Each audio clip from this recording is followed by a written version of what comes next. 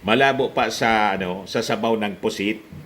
Pinaliwanag na po many times ng Congress kung ano yung gusto nilang ma-achieve dito po sa legislative inquiry na ginagawa po sa pundo ni Inday, lalo na sa confidential funds, para makakrap sila ng batas na mag-iigpit po sa paggastos. Kasi napakarami pong irregularities, anomalies ang nasili po o malingasaw po. Kaya sabi po ni Congressman Romeo Acop, there is a technical malversation.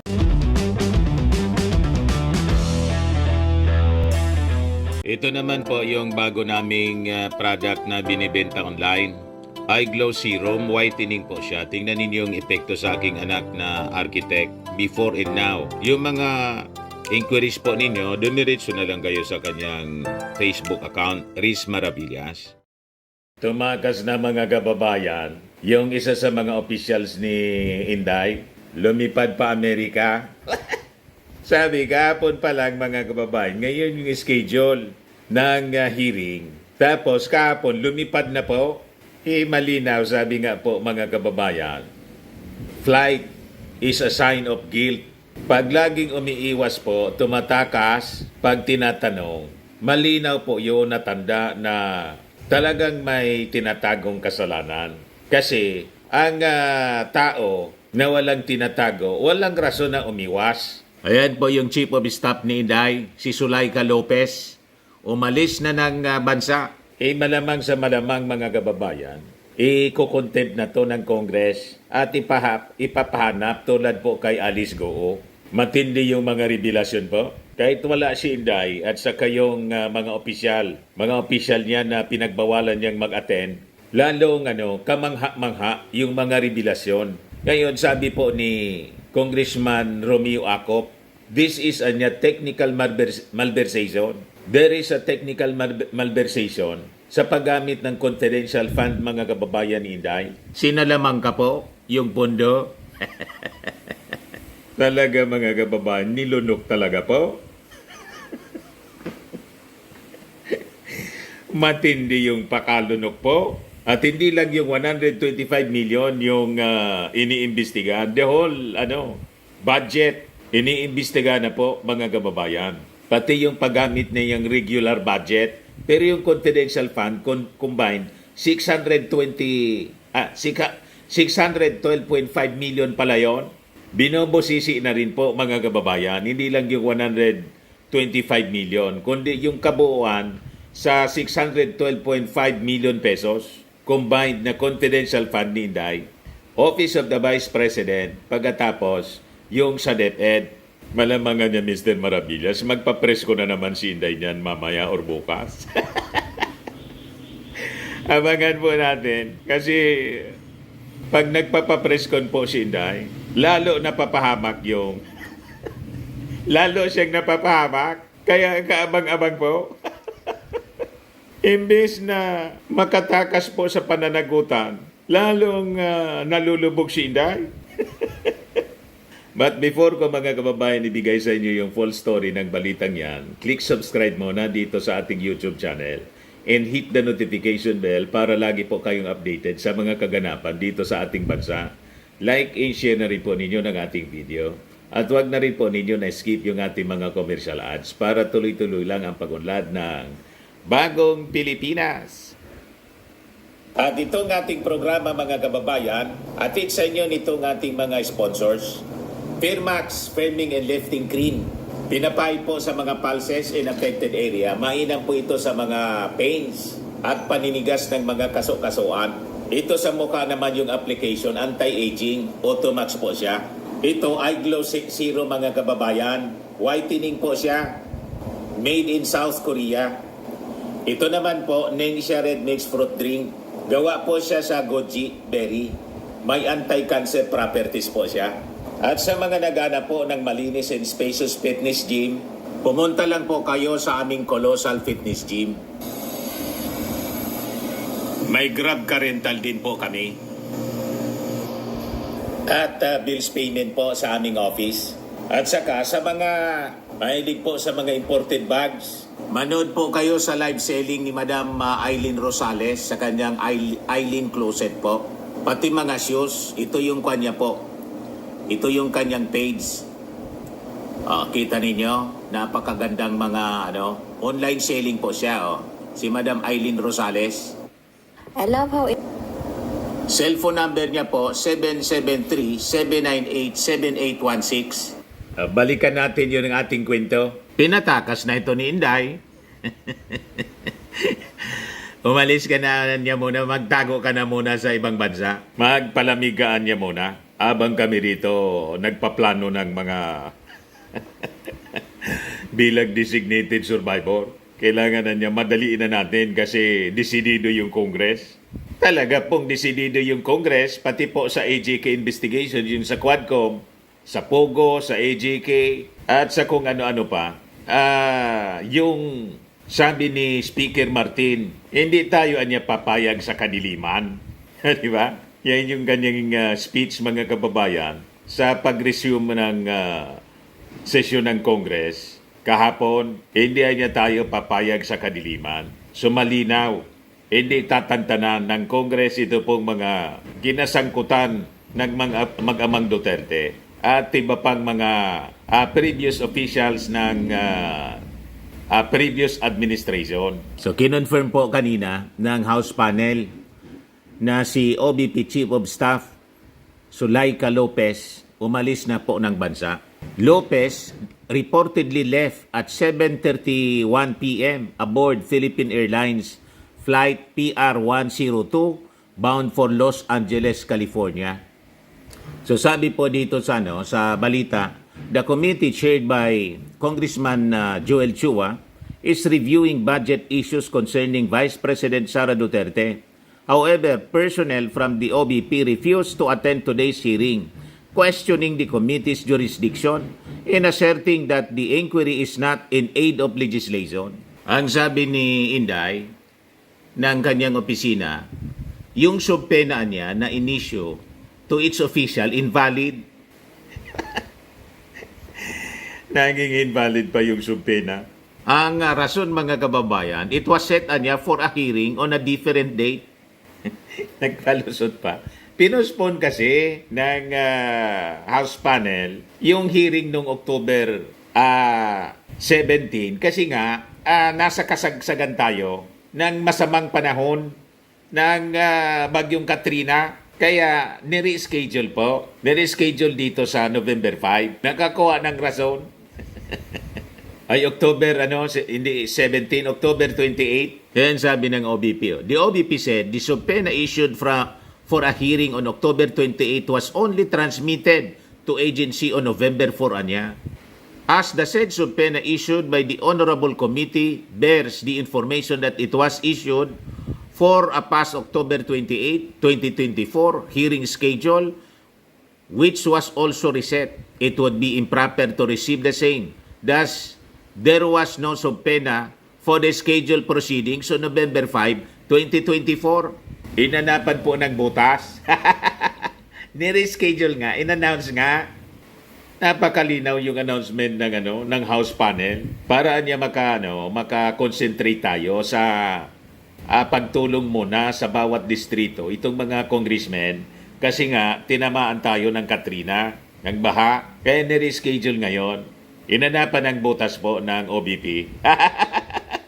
Tapos sabi pa ng OBP, the ongoing inquiry anya by the House panel is unnecessary and plagued with irregularities.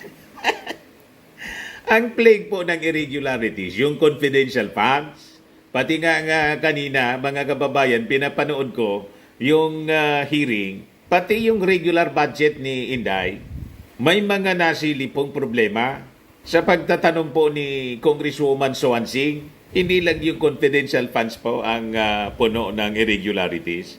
Tapos ngayon, ang sinasabi ng OBP na yung House panel inquiry plagued with irregularities at it is unnecessary. Anong unnecessary? Napakahalaga na malaman ng mga mamamayang Pilipino kung paano ginamit ninda yung pera ng bayan. Hindi mo pera yan. So sabi pa dito ni Inday, the congressional probe niya is not in aid of legislation at it lacks clear legislative objectives or contemplated legislation that is expected as an outcome of the deliberations.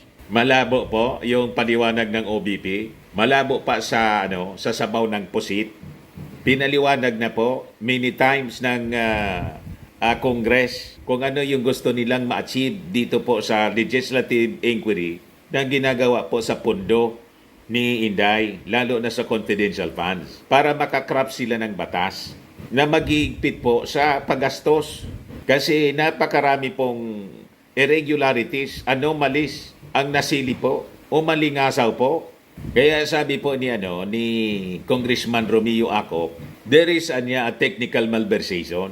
Yan, sabi ni Acop, if the liquidation is wrong, definitely kung saan napunta yung pera, hindi sa tama. Yung pondo, dalawa lang ang pupunta noon, sa bulsa or nagamit sa ibang bagay. Boss, hindi po tama. Kung ginamit sa ibang bagay, and I think the lawyers of COA would agree with me that there's technical malversation kasi iba ang purpose ng pondo, ginamit sa iba. Pati yung liquidation po, sabi doon sa investigation po, bogus. Yung mga projects na ginastosan ni Inday, bogus. Pati liquidation, siyempre bogus. Panoorin natin mga kababayan yung mga pagtatanong ni Congressman Romeo Acop. Ayan po.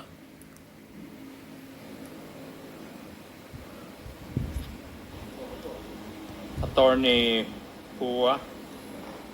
Si Attorney Pua, umalis na pala sa OBP. Terminate na daw niya yung Would it be contract. correct that you stated in the previous hearing na only the Vice President and the SDO know where the confidential funds went? Based on the documents, Your Honor, I would assume so. Did you state that? What I was asked, Mr. Chair, I was asked, Your Honor, I think by Representative Castro, if I knew anything about it. And I said na sa totoo, wala po talaga akong kinalaman sa management or operation ng confidential funds. Ogas kamay si So Pua. if I remember correctly, the transcripts would probably bear me out. Tinanong niya, kung hindi ikaw sino? So I said, I would assume the signatories, Your Honor, of the certifications and of the other documents. And she asked me who, so I said the SDO and probably the head of agency. So yung sagot po ninyo, it's a presumption.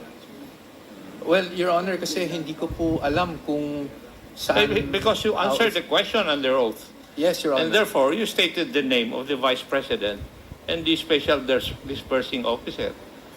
That they're the only ones who know where the confidential funds went. That is correct, Your Honor. No? That is Because why I asked based you on the documents. Yes. whether you stated this statement in the last hearing. Yes, Your Honor. But just to clarify, I mentioned that it was based on the documents, Your Honor, because the documents would point that way.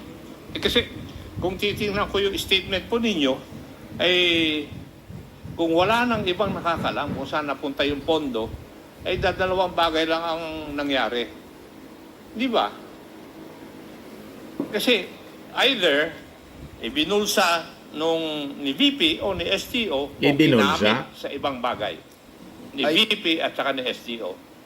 Hindi po ba? Your Honor, please. Masosokol na po? Hindi, yun po yung sagot But I ninyo. wasn't That's why- alluding to that, Your Honor. I beg your pardon? I wasn't alluding to that, Your Honor, if I may No, beg your actually- indulgence. Opo. Pawa, correct me if I'm wrong. Di ba? Yung pondo allocated sa office. Tama. Nagkas-advance sila from Land Bank. Tama. Land Bank, nagkas-advance sila doon, dinala sa opisina.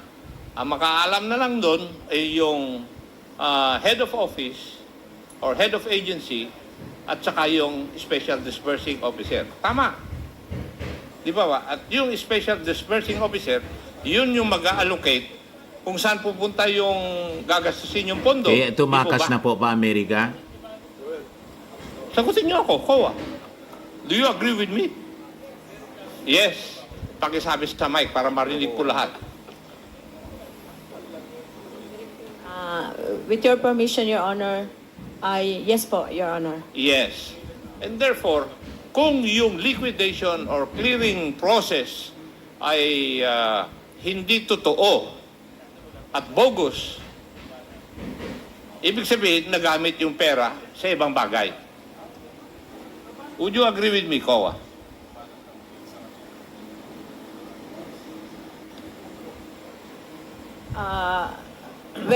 Based on your statement, Your Honor, and based on which you said that the liquidation or the documents are bogus, so we presume that the funds, no other evidence presented, were illegally disbursed. Tayo kumbinsido Confirm? sa mga sagot Illegally ninyo disbursed. at saka sa mga katalima kasama na yung DEPs or documentary evidence of payments or acknowledgement receipts ay puro may diferensya. Di po ba? And therefore, pag yung liquidation instruments, part of your clearing process or liquidation process ay mali-mali na, ay saan napunta yung pera?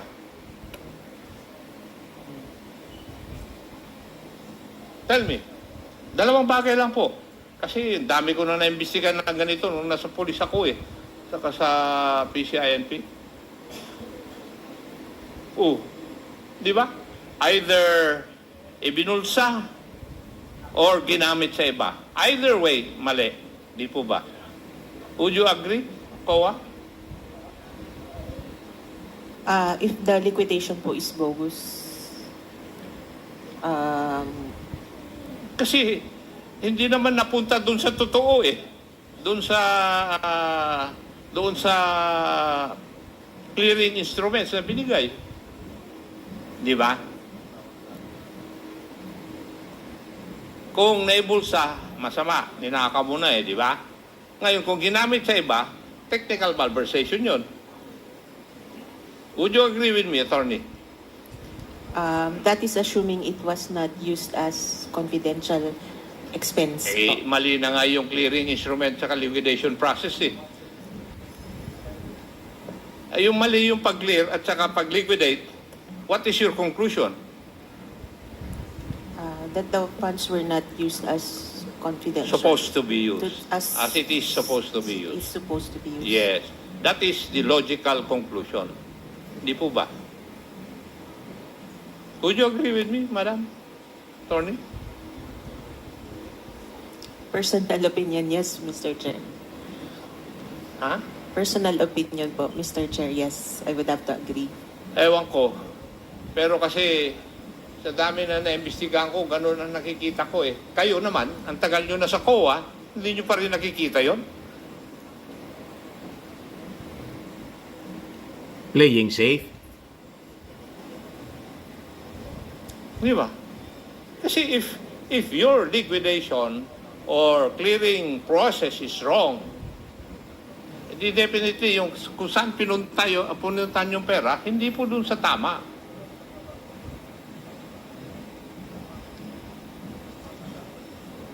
Could you give me an instance na mali yung liquidation process, tama yung pinuntahan ng pera? Pursuant to your guidelines? Tulala na. Yun, Sir Chair, personal opinion. Tulala na po. Siyempre, playing safe po. Pati sila, accountable sila.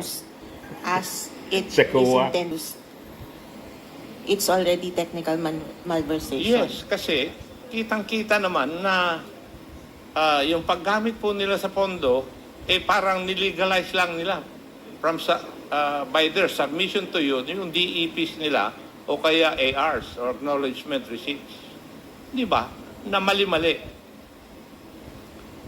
Would you agree with me? Yes, Mr. Chair. Yes, thank you. Kasi yun ang nakikita ko na nangyari, process Nag-withdraw sa land bank dahil nandun yung pondo na confidential fund. Dinala sa opisina yung SDO, Hindi ko alam. Kaya nga hinahanap namin yung SDO para tanuhin namin kung saan napunta eh. Paano niya inallocate yung pondo eh. But as it is, yung liquidation instruments ay mali-mali po eh. Kaya sigurado ako, hindi napunta sa tama rin yung pondo. There are only two things na pinuntahan yung pondo. Nagamit sa iba o ibinulsa. So ayaw nyo matanggap yun. Ako kaya kong tanggapin. Kasi marami na akong dinaanan na investigasyon. Na gano'n. Natameme kayo? Ha? Natamimi si attorney. Di ba?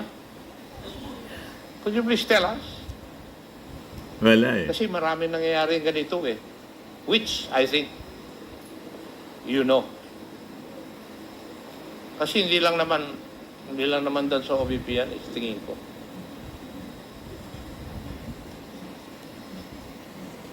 Okay? So, Natamimi po kay Akop, yung taga-COA. Kasi nagpabaya din talaga sila. Kaya kailangan ng legislation po, magkakrap ng batas para higpitan yung mga rules na dapat sundin ng COA. O ngayon, ito pong liquidation instruments na bogus, na-discovery po ito sa pagtatanong ni Congressman Rods Gutierrez, yung taga rito sa amin, yung one rider, party list representative.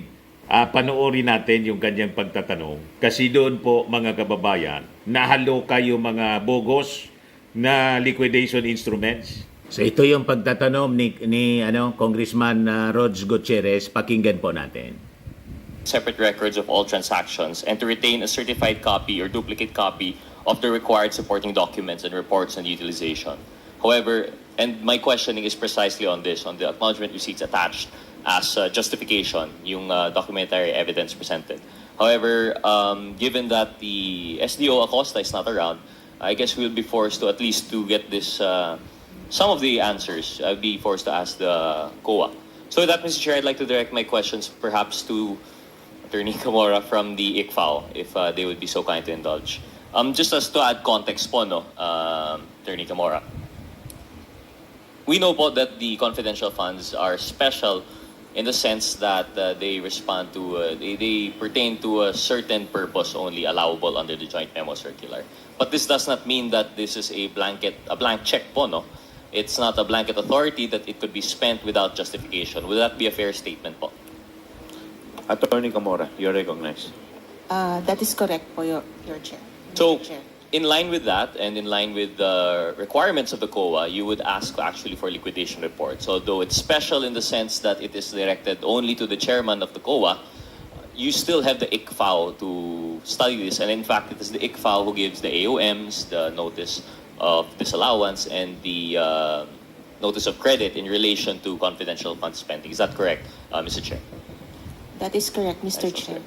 So, Mr. Chair, given the, maybe I have a timeline again of the 2022 confidential fund usage of the OVP. If I understand correctly, it was disbursed within 11 days. This was for December of 2022, and the basis of the funds was a transfer from the contingent fund. But there was an AOM issued by your office. Anong date po nito?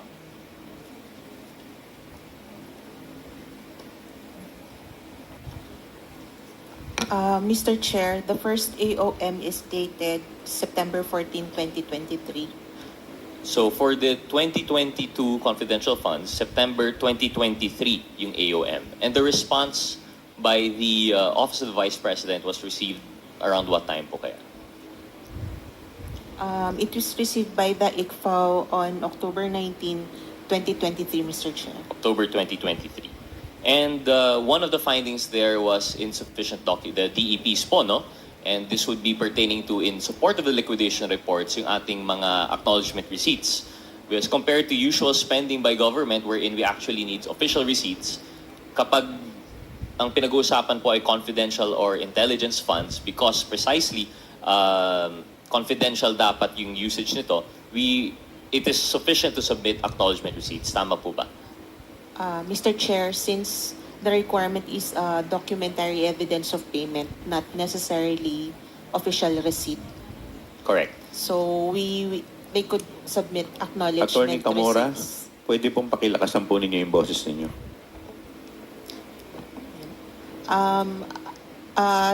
Documentary evidence of payment po ang required sa joint circular. So the acknowledgement receipts are acceptable po. Acceptable.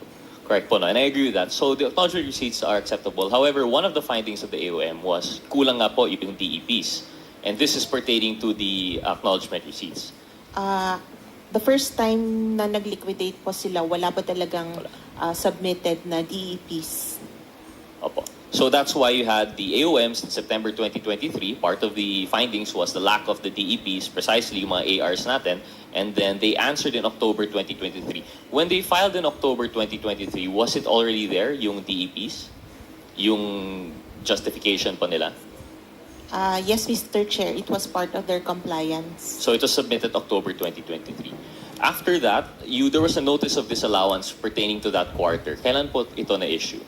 Mr. Chair, before that, a notice of suspension was issued. So normally, after the AOM is issued and the COA is not satisfied with the compliance, we issue a notice of suspension, which was issued on December 13, 2023. December 2023. And the notice of suspension you mentioned is when the COA is not satisfied. So yung pag-submit po ng October 2023 DEPs, hindi pa po satisfied yung COA. And what was the reason that you were not satisfied? Mali-mali po ba yung mga AR or kulang pa po yung mga AR? May mga ibang ARs po na may issues and may kulang pa po na additional documentation on other ARs. And after the notice of suspension for December 2023, they were given another chance to submit additional documents. Is that correct? Or wala na po? Meron pa, Mr. Chair. They were given 90 days. 90 days. To, When did they, apologies, when did they submit their additional DEPs po? In response to the notice of suspension? Mr. Chair, we received their compliance on March 13, 2024. March 2024. And finally, I suppose after this, ito na po yung disallowance? Yes, Mr. Chair. Anong date po ng disallowance po natin? The disallowance is dated August 8, 2024, Mr. Chair. August 2024. Thank you. I'll get back to that po. No? I wanted to establish a timeline because one of the things that we have found with the acknowledgement receipts is that there seemed to be a disconnect in regarding relation to the dates, especially considering the fourth quarter of 2022 CF. Mr. Chair, maybe ask the Secretariat. I don't know if they prepared it. I want to flash on screen an acknowledgement receipt. Here. Is the date legible po sa inyo? Can you see? I'd like to confirm that the date that it says is actually December 28, 2023. Do you see that, Attorney Camora? Yes, Mr. Chair. And supposedly this was attached.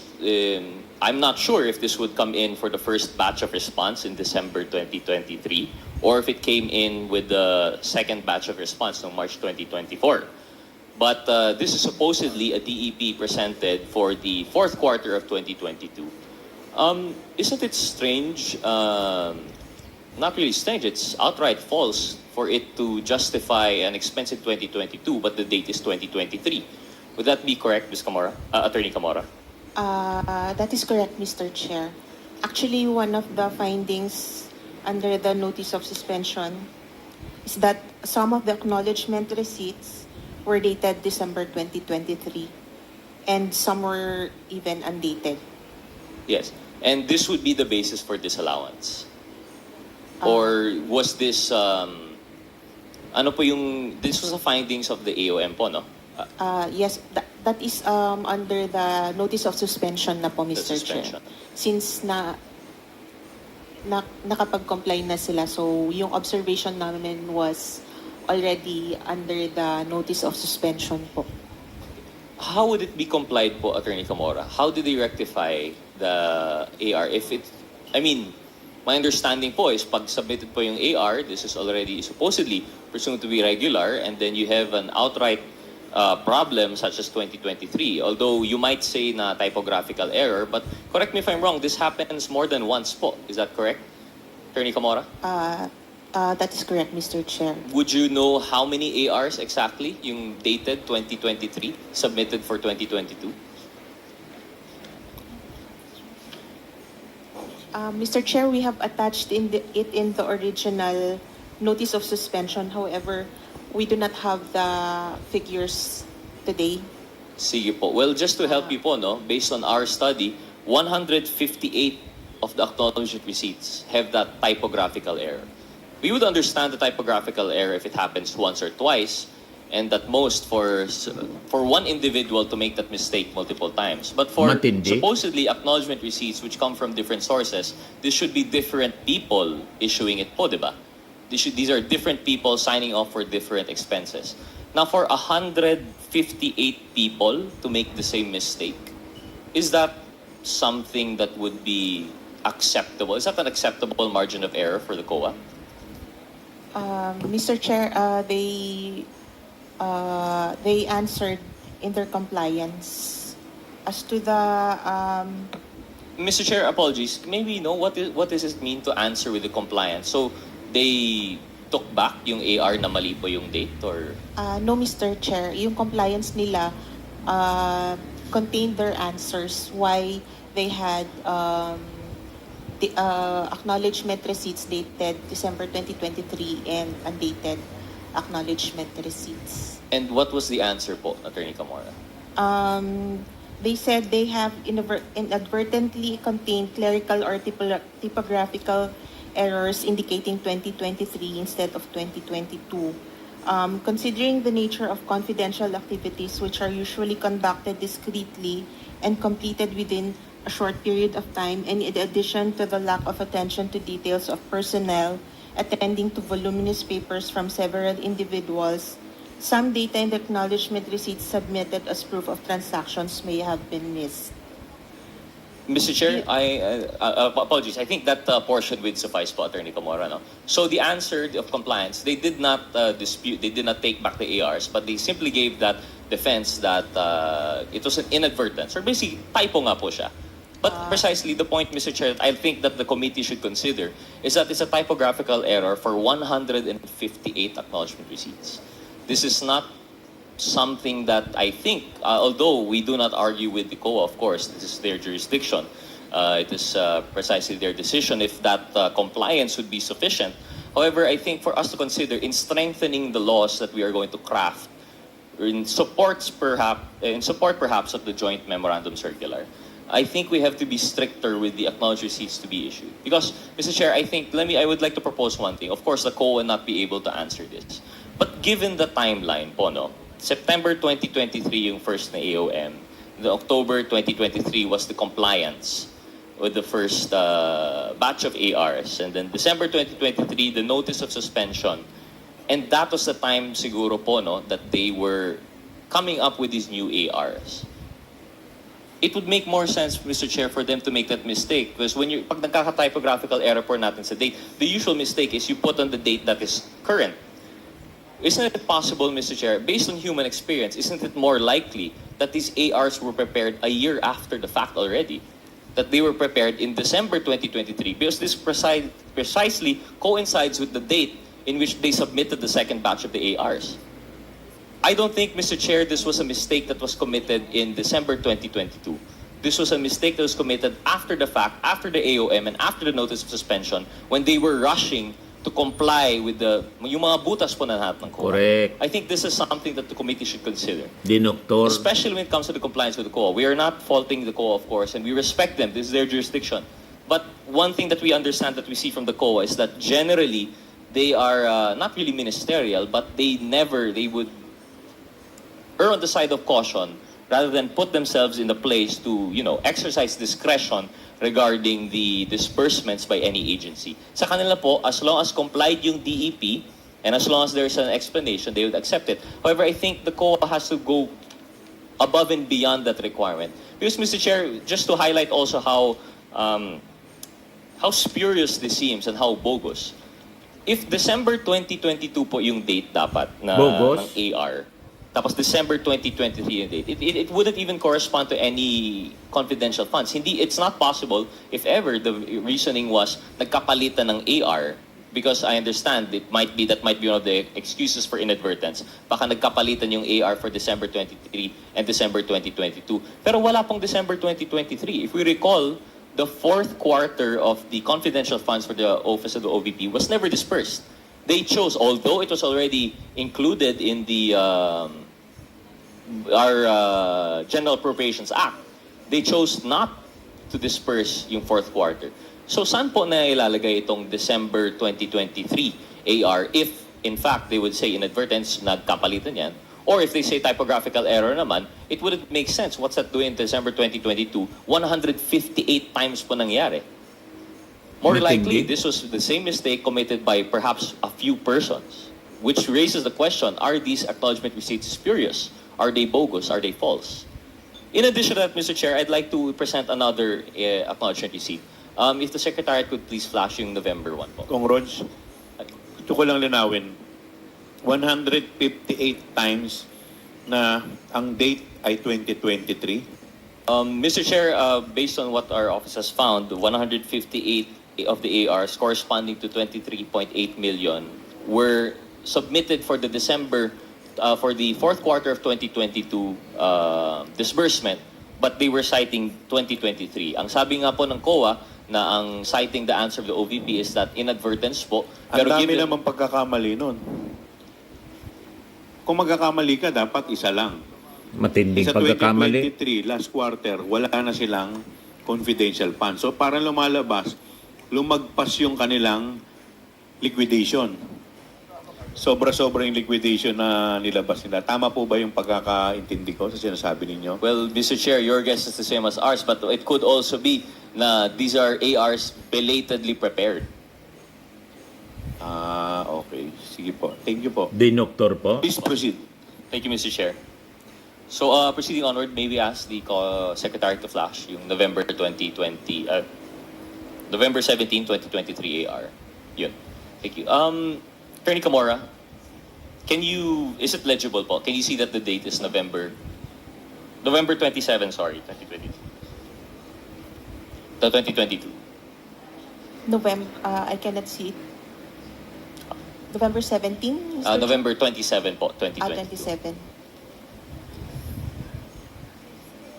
Well, Attorney Camara, apologies, perhaps di lang kita masyado sa screen, but on paper nakita po na November 27, 2022 po siya. If my understanding is correct, the AR should correspond to the period of the confidential funds actually dispersed and used. Tama po ba? So, although it is for the fourth quarter of 2022, this was submitted as an AR there, it should correspond to the 11 days of disbursement po that they actually had it. Because if I understand correctly, anong date nga po yung first, yung pag-issue nung check for the OVP confidential funds? Ano?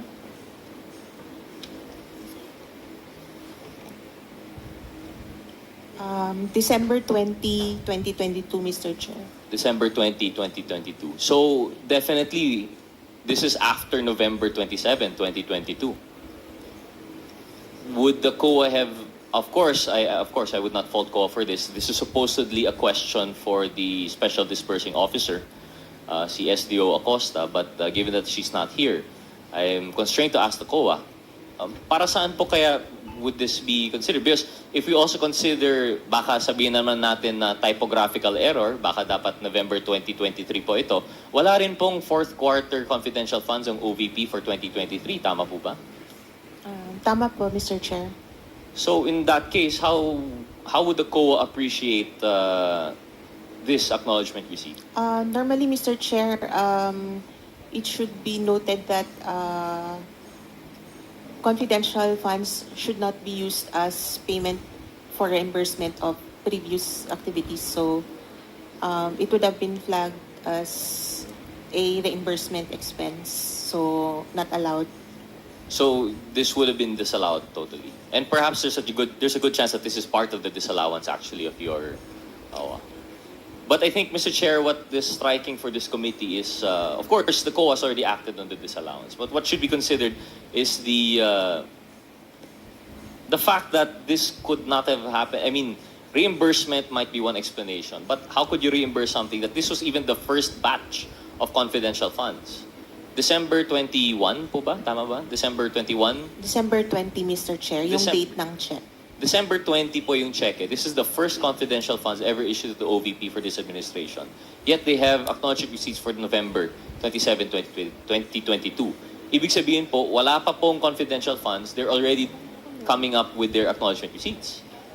Mr. Chair, with the indulgence of Congressman Rodriguez, may I just... Congressman Abante. Bago ko makalimutan to, no? Nakalagay dito, yung pakianong audit yung, yung acknowledgement receipt yan. Ito po ba ay allowed ng COA? Pag gumamit ka nung 150,000 na rewards, pakiano nga yung acknowledgement receipt, pakilagay nga uli. Ayan. Allowed po ba ng COA yan? Yung payment of rewards nakalagay medicines? Allowed po ba ng COA yan? Mr. Chair, that is one of the observations po. Na, So therefore, kung yan ang observation nyo, dinisallow nyo. yes, Mr. Chair. Part Okay, of the so that disallowance. was actually 150,000 used for payment of rewards for medicines was disallowed by COA. Ganun po ba? It is one of the disallowed accounts, Mr. Chair, yung payment of reward medicines. Ito, disallowed to, di ba? Probably, sir, since kasama naman siya sa... Attorney, but probably.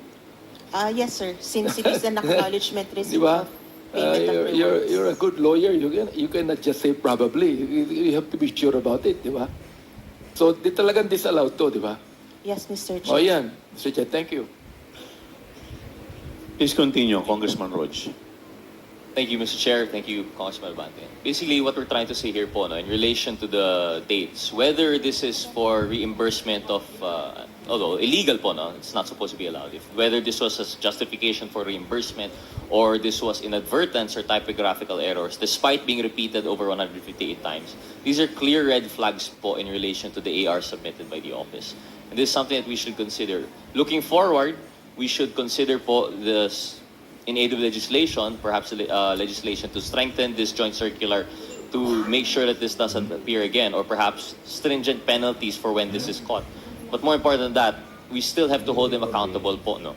For this, although this is already passed, although there's already notice of disallowance, accountability should be had for this.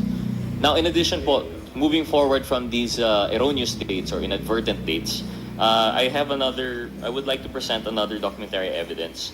May we have po the Secretariat flash yung acknowledgement receipt for Mr. or Ms. NP. Yun. Attorney Camora, when we're talking of acknowledgement receipts, basically it's something like this one. It's very bare. It just has the amount received, for what purpose, and you have the name and the date. That's all that is required. However, when it comes to the name, is this usually the name of the person or signature or both? They would give us normally yung name and signature, but actually the signature is which is more important to the COA. Since we know that unsigned documents are really not good documents. So, kung signature lang, okay lang po siya. Pero kung name lang po, we will flag it as unsigned document po. Yes. And what is the reasoning for this? Because a name can be written by anyone, but a signature is supposedly unique. Is that a fair statement? Yes, Mr. Chair. So what happens when, for example, here, it may not be seen, it's redacted precisely because it's confidential. However, it could be noted that this name was written in block letters, which are not distinctive by any manner. Yet, this was what was submitted as an acknowledgement receipt. So in cases such as this, it's very possible that someone purporting to be Mr. NP is writing the name for NP. Would that be correct, Attorney Camora?